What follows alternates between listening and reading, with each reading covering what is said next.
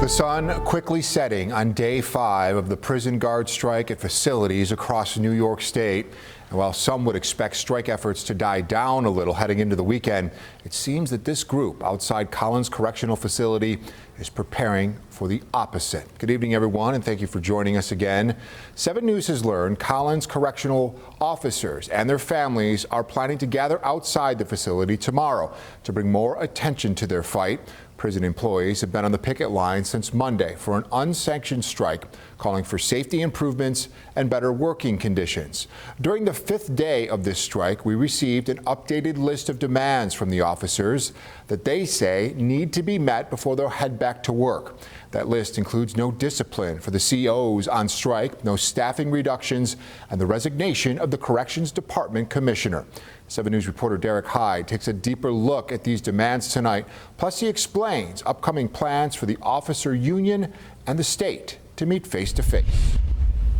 Day 5 of the illegal corrections officers strike. Many of the people here letting their feelings known about a very specific political leader. Here's what they had to say today. Well, the safety of these officers is on the line. Henry Snyder was a corrections officer for 22 years until a disability forced him to retire. But now he's back at Collins Correctional, this time on the picket line supporting his former co-workers. Well, I have a son that's currently working in the department. He's about a third of the way through his career, and everything that's going on here affects him. Friday marks day 5 of the illegal strike, walking off the job in demand of a safer workplace, specifically a repeal of the state's HALT Act, limiting solitary confinement in prisons. There's no repercussions for the bad people when they're locked up and they're bad in jail. On Thursday, the state handed out a memo to these workers. It said if the officers return to work by the end of the day, the state will not discipline anybody, promised a temporary suspension of the HALT Act,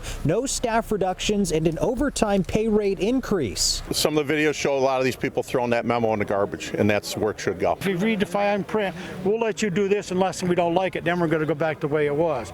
They're nothing permanent. If you go back into the jail and things get back to normal and they reinstate HALT, you've done nothing to solve the problem that's the front and foremost problem right now. Following that response, late Thursday, Scheinman Arbitration and Mediation Services was called in to help. Do you have any worries about the mediator of this? Oh, he's bought and paid for by Albany. We know that. The company's founder, Martin Scheinman, has donated more than $400,000 to both Democrats and Republicans over the past 20 years, although a majority to Democrats, including a $1,000 donation to Kathy Hochul when she was lieutenant governor. I did get a chance to speak to Scheinman. I asked him if he was concerned about any conflict of interest. He told me he was first contacted by the union to mediate these negotiations, not the state. Regardless, he told me he has no worries about a conflict of interest. He's made donations for decades and has never once had his neutrality questioned. Scheinman also tells me the corrections officer union presented the urgency of the situation. Both he and the state agreed this needed mediation quickly, and Scheinman scheduled his services to start Monday, which is his company's earliest available date. So what do you think it's going to take for these COs to stop striking? Well, first of all, do away with the HALT Act. These guys are rooted deep right here. I don't think they're moving until they get what they want. So it seems like these corrections officers plan on being out here for a while. We'll see what those meetings next week bring. In Collins, Derek Heid, 7 News.